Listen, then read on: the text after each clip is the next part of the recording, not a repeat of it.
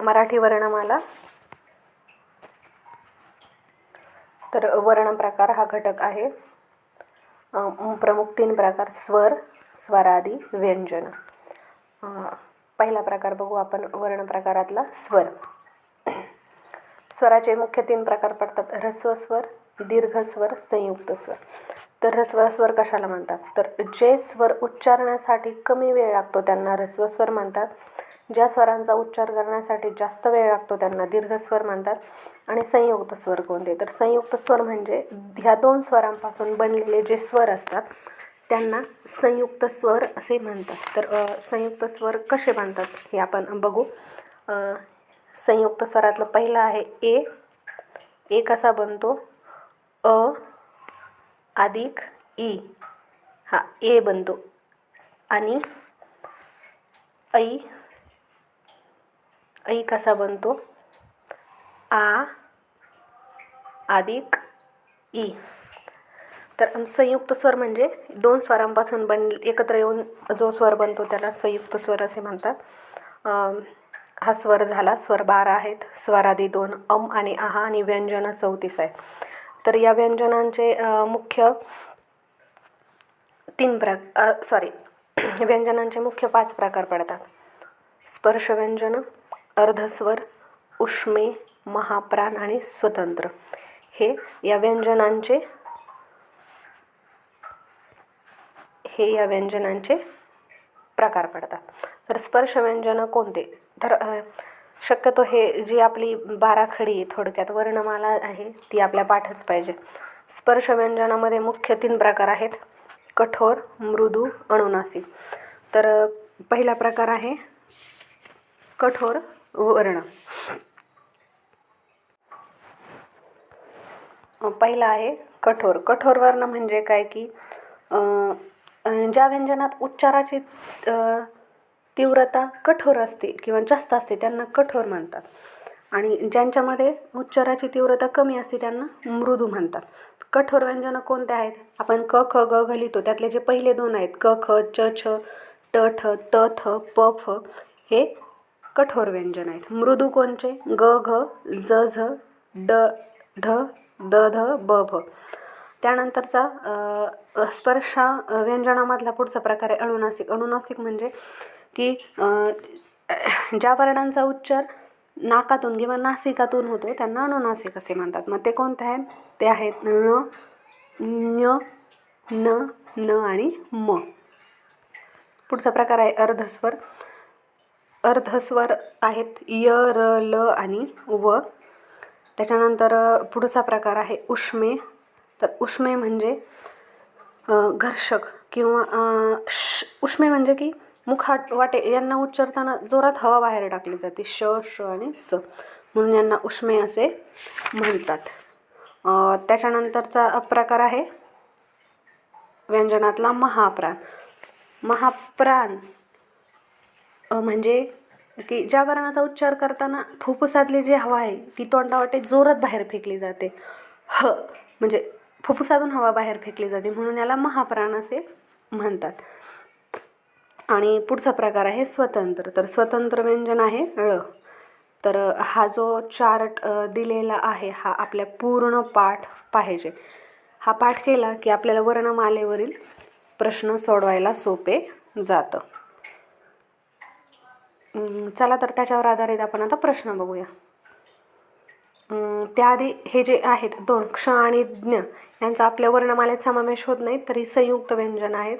तर क्ष कसा बनतो बघा. क्ष बनतो क, श आणि अ पासून क्ष बनतो. आणि ज्ञ बनतो द, न आणि य पासून. ज्ञ आणि क्ष याच्यावर आधारित प्रश्न वर्णविचारवरील प्रश्न पहिला आहे स्वरांच्या प्रकारानुसार योग्य उत्तरे लिहा. संयुक्त स्वर कोणता आहे? अ ई हा नाही.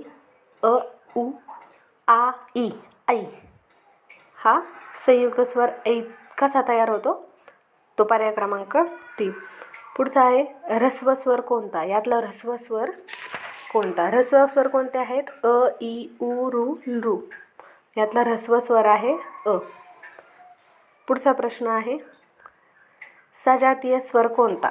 सजातीय स्वर म्हणजे एकाच उच्चार स्थानातून निघणारे स्वर स्वजातीय. मग यात कोणता आहे? ई आणि ई, कारण हा उ आणि अ आहे, आ आणि आ आहे, ई आणि उ आहे. मग एकाच उच्चार स्थानातून निघणारे आहेत ई आणि ई. त्याच्यानंतर पुढचा प्रश्न आहे चौथा, विजातीय स्वर. विजातीय स्वर यातले कोणते? अ आणि रू, कारण हा ई आणि ई एकाच उच्चार स्थानातला आहे, हा सजातीय आणि हा सजातीय, मग अ आणि रू. पुढचा प्रश्न आहे अर्धस्वर. पुढचा प्रश्न आहे अर्धस्वर. अर्धस्वर आहे ई, अ, य. अर्धस्वर आहेत ई, य, य अधिक ई, अ, य अधिक अ. पुढचा प्रश्न आहे प्रश्न दुसरा, खालील अक्षरांची ओळख सांगा. प्रश्न पहिला आहे त्यातला ह. ह काय आहे? महाप्राण आहे, बरोबर. श आणि श, श आणि श हे उष्मे आहेत किंवा घर्षक. उष्मे यांना दुसरं नाव आहे घर्षक. त्याच्यानंतर क्ष आणि ज्ञ हे काय आहेत? जोडाक्षर आहेत. अर्धस्वर पण नाहीत, महाप्राण नाही, स्वर पण नाहीत, ते काय आहेत? जोडाक्षर आहेत. त्याच्यानंतर पुढचा प्रश्न आहे क, ख, ब, भ, म. क, ख, भ, म हे काय उष्मे पण नाहीत, हे स्पर्शव्यंजन पण नाहीत, हे अल्पप्राण नाहीत, अर्धस्वर पण नाहीत, हे काय स्पर्शव्यंजन आहेत. क, ख, भ, म हे काय आहेत? स्पर्शव्यंजन आहेत. पुढचा प्रश्न आहे स्वतंत्र वर्ण. स्वतंत्र वर्ण आहे ळ. पुढचा प्रश्न आहे जोडाक्षर. जोडाक्षर आहेत क्ष आणि ज्ञ. जोडाक्षर किंवा त्यालाच दुसरं नाव आहे संयुक्त व्यंजन. कोणते आहेत ते? क्ष आणि ज्ञ. त्याच्यानंतर आहे स्पर्शव्यंजन. ळ हा काय आहे? ळ हा स्वतंत्र आहे. क्ष हा संयुक्त व्यंजन आहे. स, र, ज्ञ, स, र, ज्ञ हे पण काय आहेत? स्पर्शव्यंजन नाहीत. मग स्पर्शव्यंजन आहेत क, ख, ब, भ, म. त्याच्यानंतर पुढचा प्रश्न आहे खालील प्रश्नांची उत्तरे लिहा. ठराविक क्रमाने येणाऱ्या अक्षरांच्या समूहाला अर्थ प्राप्त झाल्यास त्याला काय म्हणतात? शब्द म्हणतात. पुढचा प्रश्न आहे तोंडावाटे निघणाऱ्या मूलध्वनींना आपण काय म्हणतो? वर्ण म्हणतो. आपल्या ध्वनीच्या किंवा पुढचा प्रश्न, आपल्या ध्वनीच्या किंवा आवाजांच्या खुणांना काय म्हणतात? अक्षरे म्हणतात. पुढचा प्रश्न आहे पूर्ण अर्थाचे बोलणे म्हणजे वाक्य होय.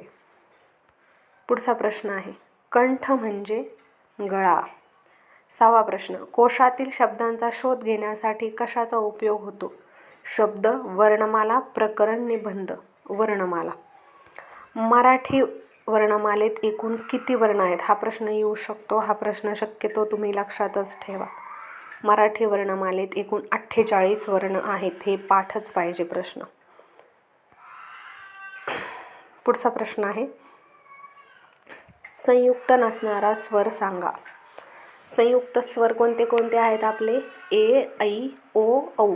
ए, ऐ, ओ, औ. संयुक्त नसणारा स्वर आहे उ. एकाच उच्चार स्थानातून निघणाऱ्या स्वरांना काय म्हणतात? सजातीय स्वर असे म्हणतात. पुढचा प्रश्न आहे पूर्ण उच्चारलेल्या वर्णांना काय म्हणतात? अक्षरे म्हणतात. मराठी वर्णमालेत एकूण किती स्वरादी आहेत? मराठी वर्णमालेत एकूण 2 स्वरादी आहेत, अम आणि आहा. पुढचा प्रश्न क्ष व ज्ञ यांचा समावेश वर्णमालेच्या तक्त्यात काय म्हणून केला आहे? संयुक्त व्यंजन किंवा जोडाक्षरे. हा प्रश्न येऊ शकतो, लक्षात ठेवा. क्ष आणि ज्ञ यांचा समावेश वर्णमालेच्या तक्त्यात संयुक्त व्यंजन किंवा जोडाक्षरे म्हणून केलेला आहे. पुढचा प्रश्न आहे खालीलपैकी कोणता वर्ण मूर्धन्य आहे? खालीलपैकी कोणता वर्ण मूर्धन्य आहे? तर मूर्धन्य आहे श. पुढचा प्रश्न आहे फ हे कोणत्या प्रकारचे व्यंजन आहे? ओष्ठ्य. त्याच्या पुढचा प्रश्न आहे च, छ, ज, झ या वर्णांना अ लावून जो उच्चार होतो त्याला दंत तालव्य असे म्हणतात. पुढचा प्रश्न आहे शब्दकोशातील शब्दांचा क्रम टिंब-टिंब याच्यानुसार ठरलेला असतो. शब्दकोश म्हणजे काय, डिक्शनरी. आणि कशानुसार ठरलेला असतो, वर्णांचे आद्याक्षर किंवा वर्णांचं जे पहिलं अक्षर आहे त्यानुसार ठरलेला असतो. पुढचा प्रश्न आहे, खालीलपैकी मृदू व्यंजन कोणते? मृदू व्यंजन कोणते? तर खालीलपैकी मृदू व्यंजन आहे ग. त्याच्यानंतरचा पुढचा प्रश्न आहे, जावई या शब्दातील जावई या शब्दातील ज हा वर्ण कोणत्या प्रकारचा आहे? त्याचं उत्तर आहे तालव्य.